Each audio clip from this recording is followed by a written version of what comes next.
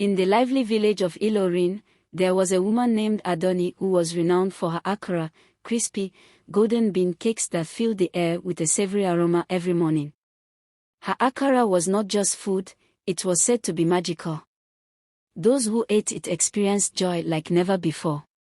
Some claimed that long-standing disputes were resolved after a single bite, others found lost treasures, and there were even rumors that people found true love under the spell of her cooking. Adunni's small store, tucked beneath the shade of a large baobab tree in the village square, was always surrounded by people, young and old, rich and poor, all eager to taste her delicacies. But no one knew the true secret behind her legendary AKARA. Adunni had been gifted with a mysterious power by an old woman she had once helped many years ago. The woman had come to Adunni, tired and hungry, and Adunni, as was her nature, had given her food and shelter without asking for anything in return. Little did she know, the old woman was a wandering Agba, an ancient spirit of wisdom, disguised as a beggar.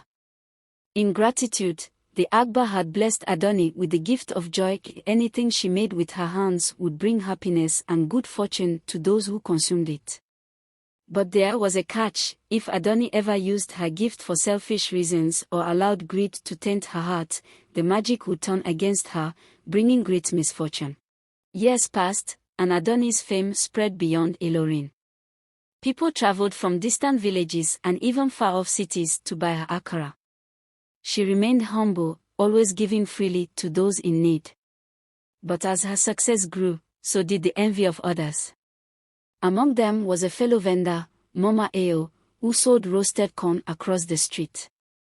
Mama Eo was once the most popular food seller in the village until Adunni's AKARA overshadowed her business. Resentful, Mama Eo devised a plan to ruin Adunni. One evening, Mama Eo sought out a notorious trickster, Boba Ogondil, who was rumored to have dark powers. She begged him to help destroy Adunni's reputation. Boba Ogondil agreed, but at a cost. He handed Mama Eo a tiny vial of dark liquid and whispered instructions into her ear. The next day, before dawn, Mama Eo crept to Adunni's stall and poured the contents of the vial into the oil Adunni used to fry her AKARA. The trickster had promised that anyone who ate AKARA cooked with the tainted oil would fall into misery and chaos. Mama Eo, grinning wickedly, returned to her stall to watch the downfall of her rival. That morning, Adunni noticed something strange. The oil seemed thicker and darker than usual, but she didn't think much of it.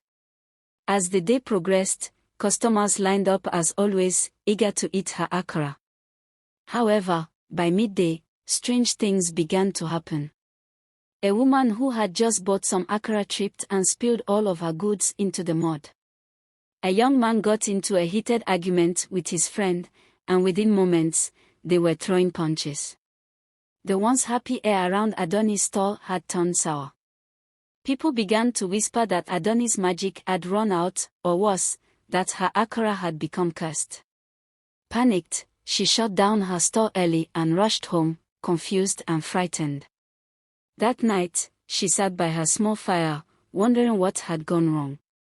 She remembered the Agba's warning about using her gift selfishly, but she had done nothing wrong, had she? Tears welled in her eyes as she feared her gift had turned against her for reasons she did not understand. As she wept, there came a soft knock at the door. Standing in the moonlight was an old woman, frail and bent with age. It was the same Agba who had blessed her so many years ago. "I know what troubles your heart, Adunni," the Agba said in a voice as soft as the wind. "But this misfortune is not of your making. Someone has tainted your gift."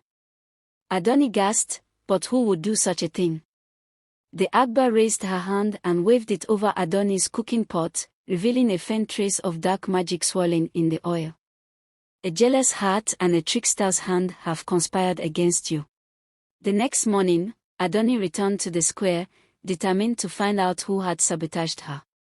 She didn't have to look far. As she set up her store, Mama Eo was there, watching with a smug smile. But just as Adunni was about to confront her, a commotion erupted at the other end of the square. a merchant had arrived from a distant city. His name was Bamedil, and he was one of the richest men in the region. Bamedil had heard of ADUNNI'S famous AKARA and had come to taste it for himself. But as he approached her store, Mama Eo rushed forward, offering him her roasted corn instead.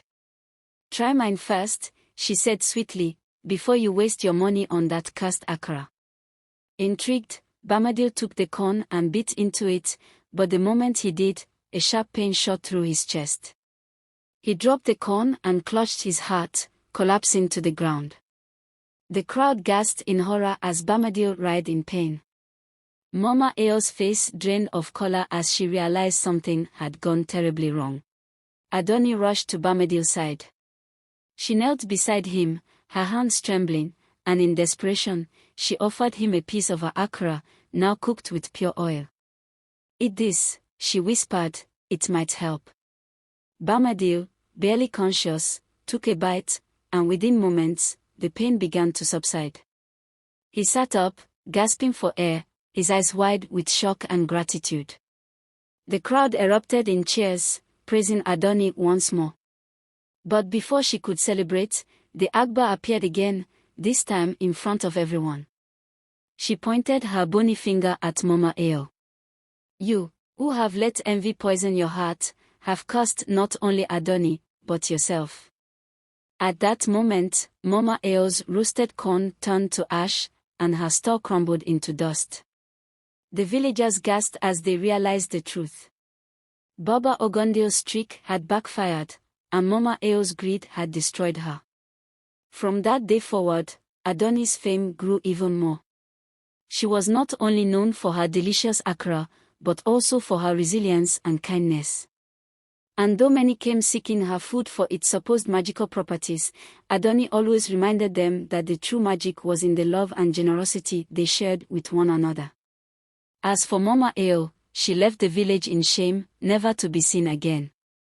But the lesson of her jealousy and ADUNNI'S forgiveness was remembered for generations, teaching the people of Ilorin that no matter how much success one achieves, it is the goodness of one's heart that truly matters.